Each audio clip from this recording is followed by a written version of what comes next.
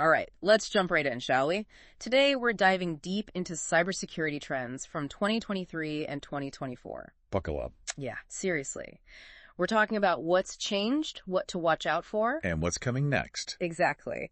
And to paint this picture, we've got reports from some big names. Checkpoint, Aqua Security, you name it. Plus, some really in-depth industry analyses, even some whispers from government advisories. It's a lot to unpack, but that's why we're here.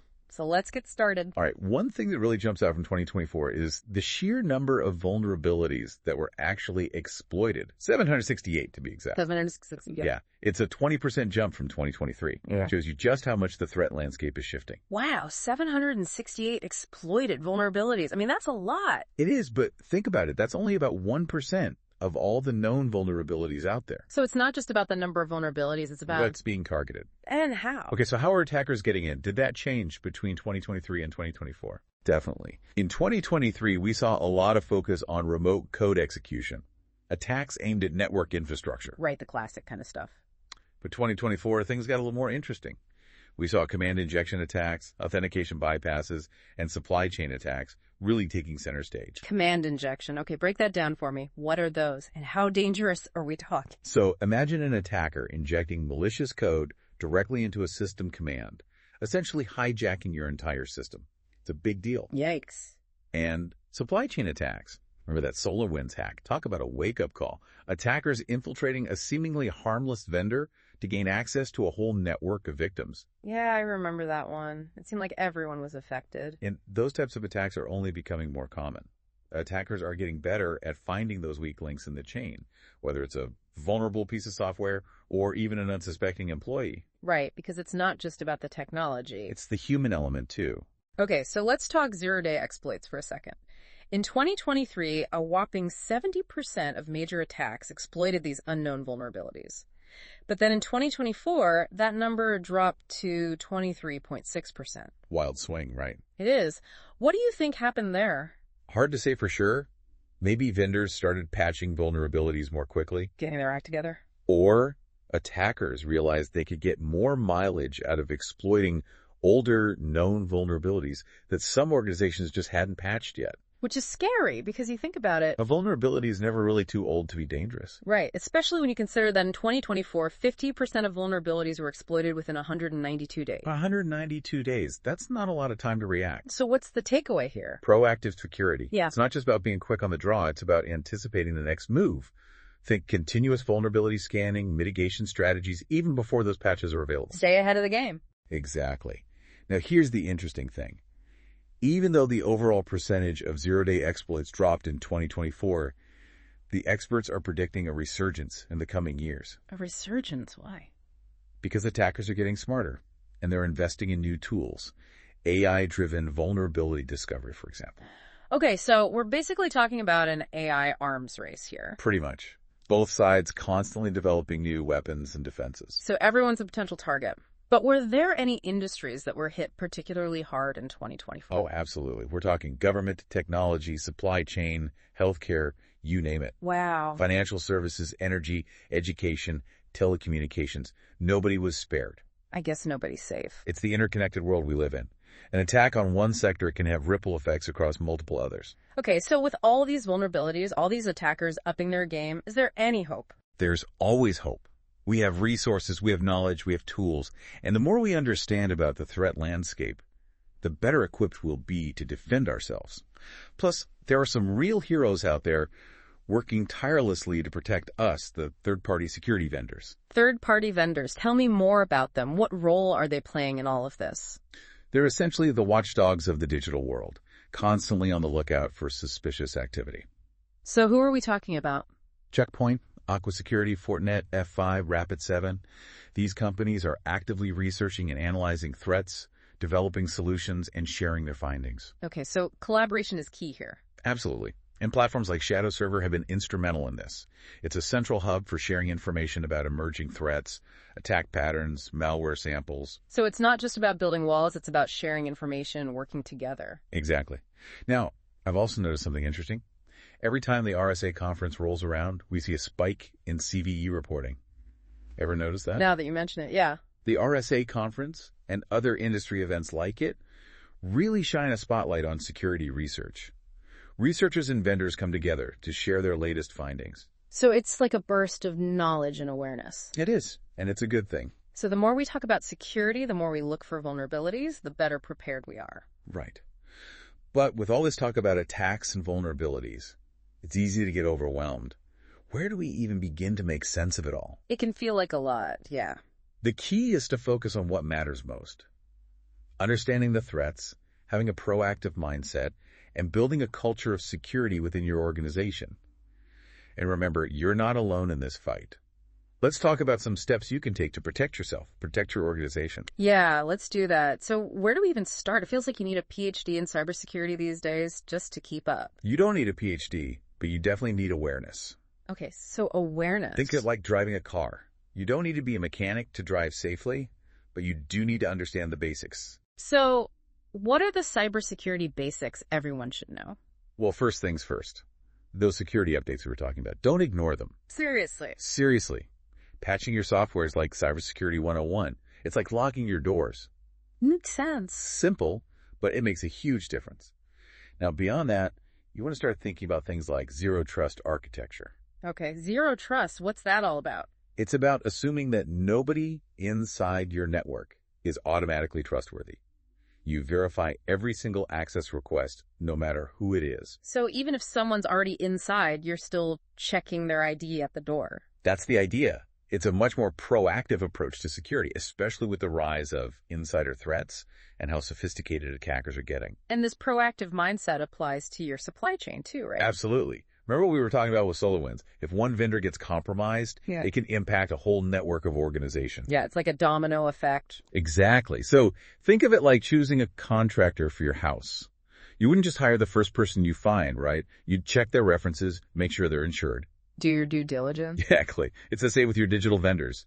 You need to vet them carefully, understand their security practices. Make sure they're taking security seriously. Right. Now, on top of all that, don't forget the human element. Ah, yes, the human factor. Even with the best tech in the world, one phishing email can bring it all down. Investing in security awareness training for your employees, that's non-negotiable. I hear you. I almost fell for a phishing email last week that looked exactly like it was from my bank. They're getting good, aren't they? Scary good. So education is key. Teach people how to spot those red flags. Exactly. And remember, cybersecurity isn't a one-time fix. It's an ongoing process. Always learning, adapting, improving. Speaking of adapting, we have to talk about AI. Earlier, we mentioned how attackers are using AI to find vulnerabilities. Right, it's changing the game. So are we heading towards some kind of AI-powered cyber apocalypse? Not quite the apocalypse, but AI is definitely a game changer. For both sides, attackers and defenders. So it's a powerful tool. Exactly. And like any tool, it can be used for good or for bad. So what does that look like in the cybersecurity world? On the attacker's side, AI can automate attacks, make them faster, more efficient. It can analyze massive amounts of data, find vulnerabilities, craft phishing lures that are incredibly convincing, even adapt tactics in real time. So the attackers are building smarter attacks. They are, but here's the good news. Defenders are using AI too. We're seeing AI-powered security tools that can analyze network traffic, find anomalies, even predict attacks. Wow, so it's not just about reacting anymore. It's about getting ahead of the curve, preventing attacks from happening in the first place. So in this AI-powered future, are humans even needed in cybersecurity? That's a great question, and honestly, it's one that experts are debating right now. AI is incredibly powerful, but it's not a silver bullet. Human intelligence is still essential. For things like strategy, decision-making. Exactly. Interpreting complex data, adapting to new threats. That's where humans come in. So it's not humans versus AI. It's humans and the AI working together, combining the strengths of both. Okay, I like that. But with all this talk about AI and the future of cybersecurity, it's easy to get lost in the weeds. For someone who wants to stay up to date, what resources would you recommend? The Cybersecurity and Infrastructure Security Agency, or CISA, is a great place to start. CISA. Their Known Exploited Vulnerabilities Catalog, the KEE catalog, is a goldmine. It lists vulnerabilities that are known to be actively exploited so you can prioritize your patching efforts. No more ignoring those security updates. Nope. And those third-party security vendors we talked about, they publish tons of reports, blog posts, all kinds of insights into the latest threats and trends. So there's a lot of information out there. There is. But how do you cut through the noise and figure out what's actually relevant to your organization? That's where a good security assessment comes in. Like a cybersecurity checkup. Exactly. It helps you identify your critical assets, assess your current security posture, find those areas where you need to improve. So take a step back, look at the big picture. Figure out what's most important to protect and build a plan around that. Makes sense. But I have to be honest, with all this talk about cyber threats, it's easy to feel kind of powerless. What would you say to someone who's feeling that way? I'd say don't give up. Cybersecurity is a journey, not a destination. There's always something new to learn, always more to do. But it's important to just start somewhere. Exactly. Even small changes can make a big difference. And remember, you're not alone in this. There are tons of resources, experts, communities out there to help. It's a team effort. It is. We all have a role to play in building a more secure digital world. Okay, so before we wrap up, there's one more thing I want to touch on. It's just the scale of it all. I mean, we're talking about nation states, cyber criminals, hacktivists, all these different players. It's a whole ecosystem. It is, with different motives, different levels of sophistication. Right. And it's easy to think of cybersecurity as this abstract thing. Yeah, all ones and zeros. But it's not. Yeah. It's deeply connected to geopolitics, economics, social issues. The motives behind these attacks, they can be anything from financial gain to political disruption. Or just chaos. Exactly. And the consequences are serious. I mean, we're not just talking about stolen data anymore. No, it's much bigger than that. Cyber attacks can disrupt critical infrastructure, interfere with elections, even threaten national security.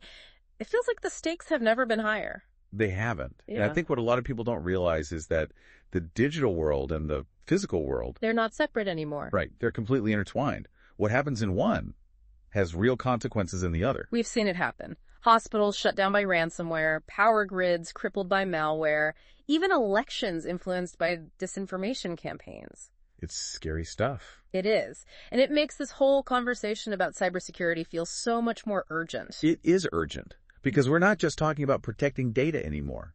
We're talking about protecting our way of life. Exactly. And that brings us to a really crucial point. Cybersecurity is not just the responsibility of governments or big tech companies. It's all of us. It is. Everyone who uses the internet, every organization that relies on digital systems, we all have a role to play. So what can the average person do? It's easy to feel powerless against these massive threats. You're not powerless. Some of the most effective defenses start with simple actions. Being aware of the threats, practicing good password hygiene, being cautious about what you click on. Don't click that link. Exactly. Keep your software updated. These are all things everyone can do to make themselves less vulnerable. It's like those old public service announcements. If you see something, say something. But for the internet, it's more like if you click something, think twice. A perfect analogy. And don't underestimate the power of education. Talk to your friends and family about cybersecurity. Spread the word. Share what you've learned. The more people understand the risks, the better prepared we'll all be. It's about building a culture of cybersecurity. Exactly. Okay, well, this deep dive has been eye-opening, to say the least. It's clear that the cybersecurity landscape is constantly changing, the threats are getting more complex, but there's a lot we could do. there is. We can protect ourselves, our organizations, our communities. And I think that's important to remember. The future of cybersecurity is uncertain, but it's a journey we'll be taking together. And with awareness, with proactive measures, and a willingness to collaborate, we can face these challenges head on. Absolutely. Well, that's a great note to end on. Thanks for joining us for this deep dive into cybersecurity. We hope you learned something new, that you feel empowered to take action. Stay safe out there. Stay vigilant, stay curious, and until next time, stay safe in that digital world.